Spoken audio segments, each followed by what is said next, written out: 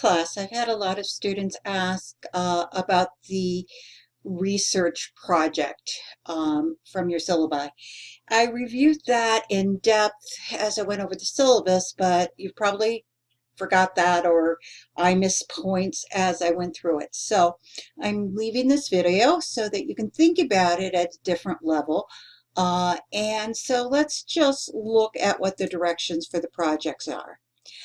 Students will pick a topic regarding gender that they will research and explore further. Each student will be responsible for researching that topic and relating it back to the concepts and the theoretical perspectives found in Riley's text and in the class material we've gone through, or complete a book review. More directions posted on D2L, and those were given as we talked about the syllabus. So here we'll give you a little bit more, hopefully, in place. This is a project you are to have fun with. Pick something that you're excited about. Now, if you'd like to do a typical research paper, that means going back to research journals, what we require in most sociology courses, going back to the research, that's perfectly fine, but that's not the type of paper everyone wants to do. The other thing about gender is that things are evolving so quickly that all that research may not be published, because if you remember, the issues of research is it takes time to do the research and then get through the research review boards and then get it out and get it published. So everything's about 4 to 5 years old when it hits the most current journals. So you could do a paper on a topic like gaming. Now, if you've looked ahead at all, you're going to see that I am actually sending you to a site, a gaming site, of a person who's a sociologist who's done some real research on gender issues in gaming. That may be something that excites you, and you may not be able to find that research in research journals. So you could do a paper that would be like a research paper, organized in the same way, using more common literature to look at what's going on within the process. I am wide open to how you want to do this.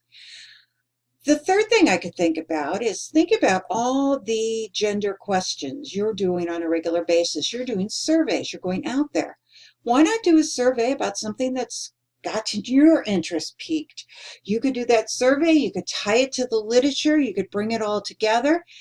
Any paper you create for this project should be probably about 15 pages, would be my guess, as you start looking at it. Now remember, you still have a cover page, you still have an abstract, you still have a reference page. So it's all this thought coming together. So it may only be 11 or 12, but somewhere in that range.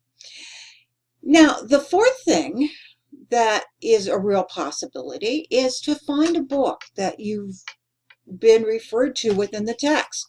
You know, Riley, she talks about a lot of different things here, and she takes references from many different directions. One of them she talks about is The Way We Never Were, a book by Stephanie Coontz. She talks about Michael Kimmel's work on men's lives.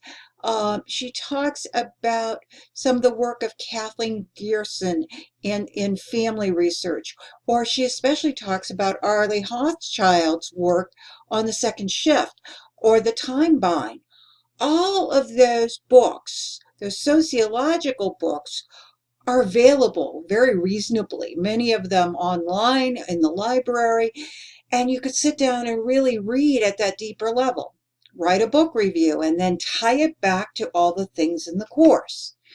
Other books are there as well that you might want to consider, like Half the Sky on Human Trafficking, an excellent book that I would recommend for almost anyone. There are a lot of different books that are available. So sending me a book to look at, even if I haven't read it, may be the right way for you to go as you start to analyze it in this sociological viewpoint. So think about that. This is your chance to create a project that works for you. Now, the second part of this, the first part is to think about it and let me know by October 20th, because guess what? It's due by November, right? As you start thinking about what's in place.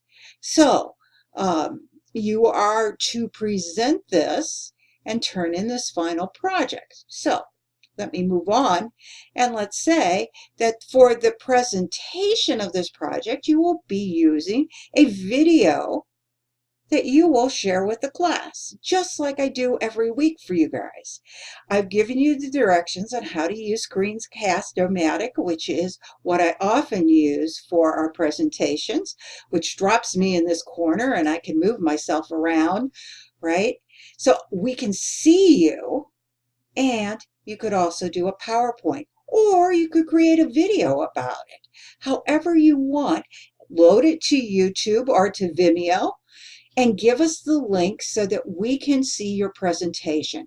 This means that you're actively involved. You also are learning the technology that you should be learning when you're in an online course. For some of you, you've had me for other courses and you have presented this way before. This is not a hard way to do, and Screencast-O-Matic is free up to 15 minutes. So it's easy to get in place. Presentations, these video presentations, should be 10 to 15 minutes. So where do we go from here? What do you need to do? Your project is due for a discussion piece to me, as you saw, by October 20th. Your final project is due to me by November 27th. That's after Thanksgiving. Then, with some feedback, a few days hopefully in place, it's due to the discussion board by December 3rd. Then you will handle the discussion. You will need to go in and watch every presentation, but only discuss on 3 of them, unless you'd like to do more within that process. But the presentations need to be watched by everyone in the class. With that, I hope it clarifies.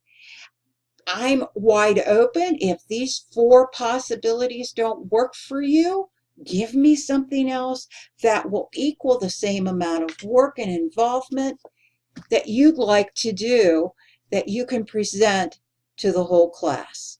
This is your one chance. I don't know how many courses you have where you have a chance to create what you want to do, to know more about the topic. As long as you're bringing it back into that sociology look and all the theories that we've gone through and all the ideas throughout this course, you're going to be right on target. So I'm looking forward to some great assignments and hope that explains it at a deeper level than what I did in the syllabus review. Have a great day.